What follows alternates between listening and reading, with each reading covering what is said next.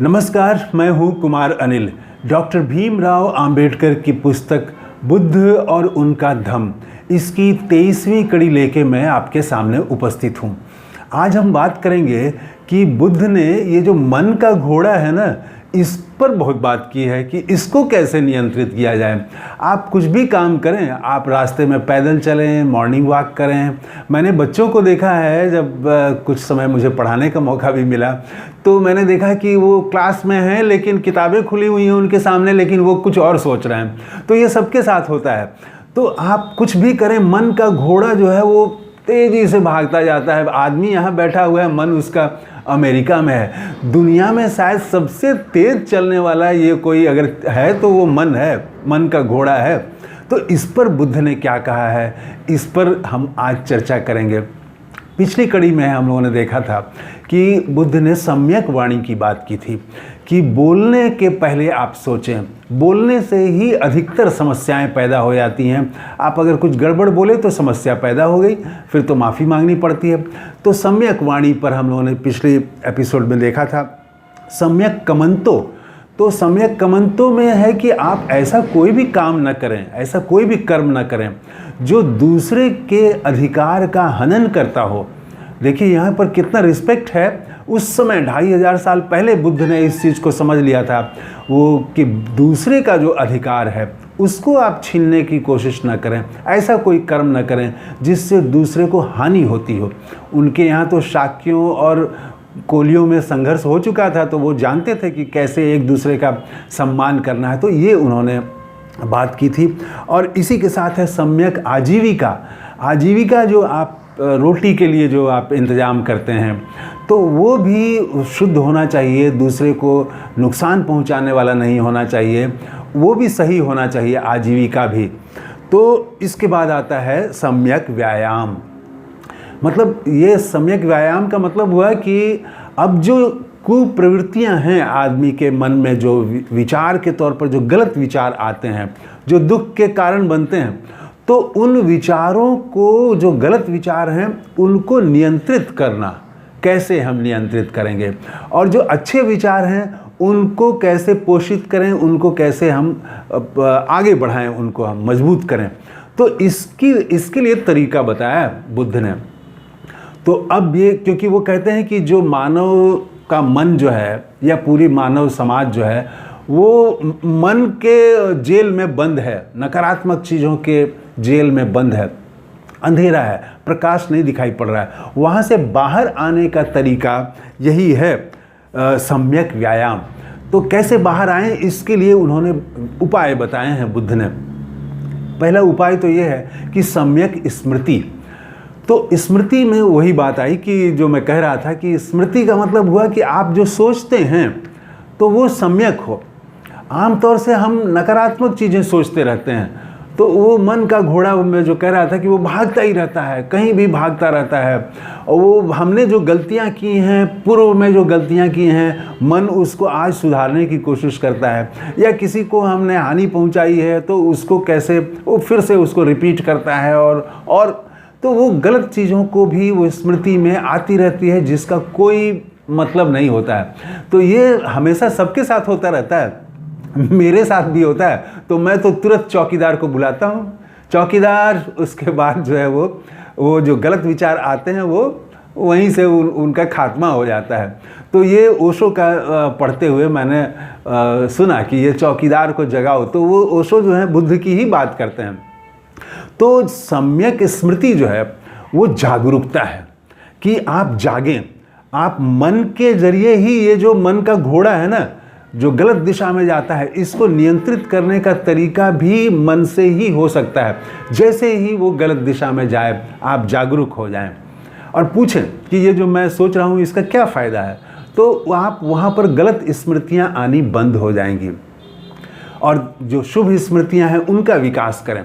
तो ये बुद्ध ने बात की कि सम्यक स्मृति की बात की कि जब आप, क्योंकि आप सिर्फ जो गलत काम करते हैं वो तो करते ही हैं, गलत काम करने से पहले दिमाग में वो गलत काम बनता जाता है। तो दिमाग से ही वो गलत काम, गलत प्रवृत्ति, गलत सोच, गलत विचार उसको मन से ही ख़त्म कर देना।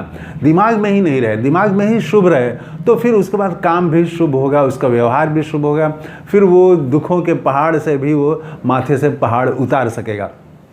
तो सम्यक जो चिंतन है, सम्यक स्मृति, तो इसके लिए उन्होंने उपाय बताया, समाधि। अब समाधि तो पहले से थी, लेकिन उस समाधि में एक कमी थी।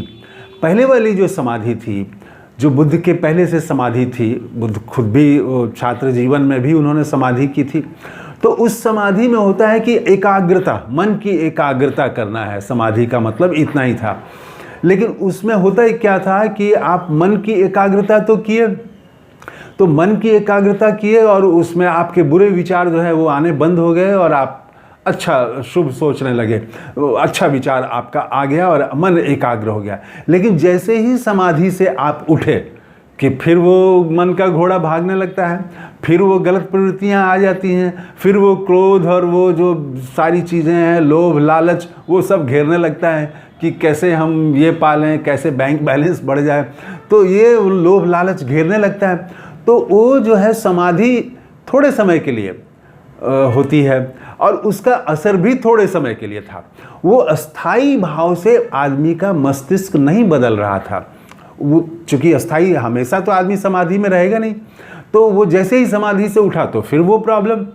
तो बुद्ध ने सम्यक समाधि की बात की कि समाधि में उन्होंने एक चीज़, नई चीज़ जोड़ी कि एकाग्रता के साथ कैसे शुभ विचारों को आप आगे बढ़ाएं, शुभ कर्मों को आगे बढ़ाने के तरीके, वो अगर आप आ जाए तो ये अस्थाई हो जाता है। उसके बाद जो है वो समाधि भी अस्थाई हो जाएगी। आप चलते रहें या काम करते रहें, इससे मतलब नहीं है, ये बुद्ध का है दिया हुआ। उन्होंने दुनिया को एकदम नई चीज़ दे दी कि आप कहीं भी रहें, वो जो एकाग्रता है अगर इसको आपने साध लिया तो वही समाधि है। आप दुकान पर बैठे रहें, बिजनेस करें, नौकरी में रहें, पद पर रहें या पद पर नहीं हैं, आप साहब हैं या चपरासी हैं, किसी पद पर रहें आप, लेकिन आप जो है वो उसको अगर आपने साध लिया तो उसके बाद जो है वो बुरे विचार, समाधि खत्म हो या समाधि में बैठे हो या न बैठे हो, वो अस्थाई भाव आदमी का हो जाता है, वो परमानेंट हो जाता है। शुभ विचार ही उसके इर्द गिर्द हमेशा रहते हैं। तो ये बुद्ध ने समाधि में एक नई चीज़ जोड़ी, सम्यक समाधि। और उसके बाद उन्होंने जो बताया कि कैसे चित्त का परिवर्तन हो, तो चित्त के परिवर्तन के लिए कुशल कर्म, अच्छे कर्म कैसे करें, तो ये सब चीज़ें उसमें आती हैं। और यहीं पर एक ख़ास बात आती है, वो है शील का मार्ग। उन्होंने बताया कि कैसे शील का मार्ग क्या है, और उसमें उन्होंने 10 सद्गुण बताए हैं बुद्ध ने। 10 सद्गुण, अच्छे गुण 10 तरह के होते हैं। तो वो जो 10 गुण मैं पढ़ रहा था तो उसमें दूसरा ही गुण आता है दान। तो दान पढ़ के मैं तो चकराया कि इसमें दान तो भाई ब्राह्मण धर्म का एक प्रमुख तत्व है दान। वो कुछ भी कोई पूजा करें उसमें दान आता है। तो बुद्ध ने भी दान की बात की, लेकिन जब मैं उसको पढ़ा तो बुद्ध के यहाँ दान का बिल्कुल अलग अर्थ है। वो दान नहीं है जो यहाँ पर दान है, जो ब्राह्मण धर्म में है कि आपने पूजा कराया, आप पंडित जी को आप दान करिए, या कोई भी पूजा, गंगा स्नान कुछ भी करें उसके बाद दान करने को कहा गया है, तो वो ब्राह्मण को दान करें। यहाँ बुद्ध के यहाँ दान का बिल्कुल अलग अर्थ है। वो हम कल अगली कड़ी में बात करेंगे। फिलहाल इतना बता देता हूँ कि वो जो 10 सद्गुण बताए बुद्ध ने, वो 10 सद्गुण, अच्छे गुण क्या क्या हैं।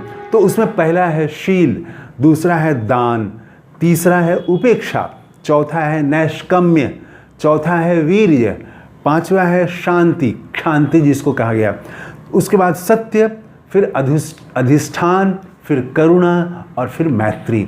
तो ये सबके अलग अलग मीनिंग हैं। ऊपर से देखने में जैसे लगता है कि दान का मतलब शायद वो हो जो हम लोग अब देखते रहे हैं हिंदुस्तान में, भारत में, लेकिन दान का मतलब वो नहीं है जो इस्लाम में या हिंदुओं के यहाँ जो दान का अर्थ है। बुद्ध के यहाँ दान का बिल्कुल नया अर्थ है।